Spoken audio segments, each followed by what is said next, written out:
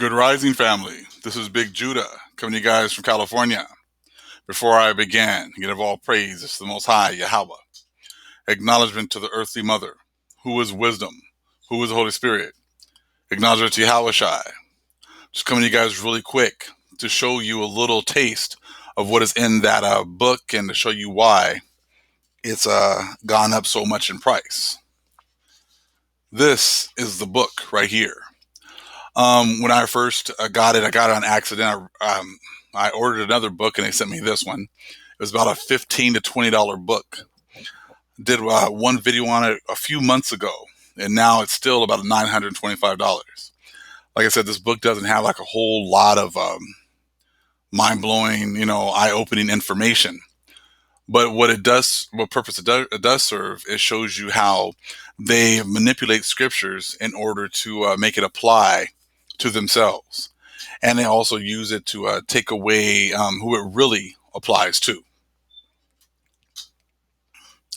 In chapter 6, real quick here, it shows you how Columbus is called the deliverer of Jerusalem. So they know that the scriptures are talking about the cities of the Most High's chosen people. And they knew that Columbus was coming over here looking for the other Jerusalem, the second Jerusalem, the holy city of the 10 tribes over here in the Americas. But what you're going to see is on the next page, on this page, we're talking about Columbus, deliverer of Jerusalem. We'll go over this more later on. But I wanted to show you guys real quick how they manipulate things. So we're talking about Jerusalem here. And even down here at the bottom, and the glory of the Lord will be revealed and all mankind together will see it. You who bring good tidings to Zion, go up on a high mountain. You who bring good tidings to Jerusalem. So it's talking about Jerusalem right here, okay? Next page, all of a sudden, the great city of Constantinople. So now we're talking about Constantinople all of a sudden. So from one page to the next, we're talking about Jerusalem. Now we're talking about Constantinople, called the Gateway to the Orient, fell into the hands of the Ottoman Turks in 1453.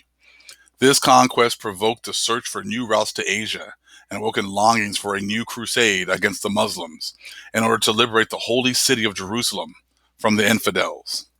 So now we're just intermingling stuff with Constantinople and Jerusalem.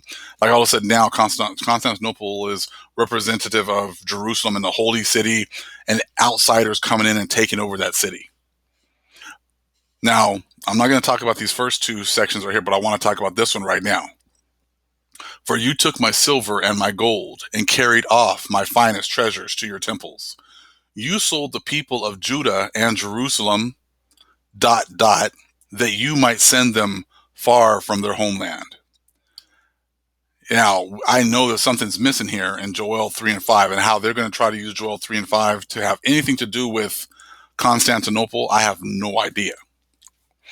But you guys have read this, these verses right here in Joel many times, and I'm sure you know exactly what's missing here. Let's take a look here. We'll start up here. Are you repaying me for something I have done?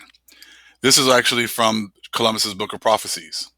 If you are paying me back, I will swiftly and speedily return on your own heads what you have done.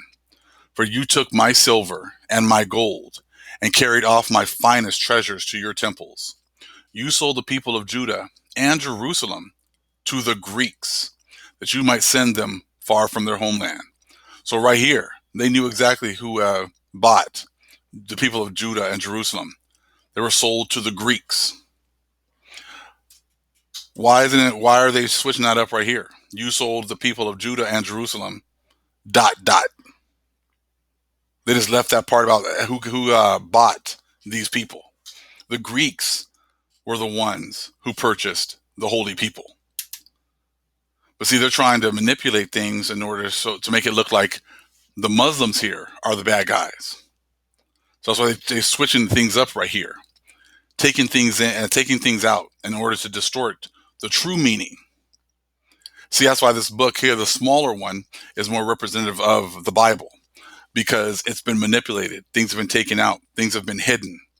And the Book of Prophecies would be more of a representation of the books that are hidden in the Vatican, Well, the information that was actually there in the first place that has been tampered with as much. We keep hearing about how they all used to always love to say, well, you black people sold your own people. Black people sold black people.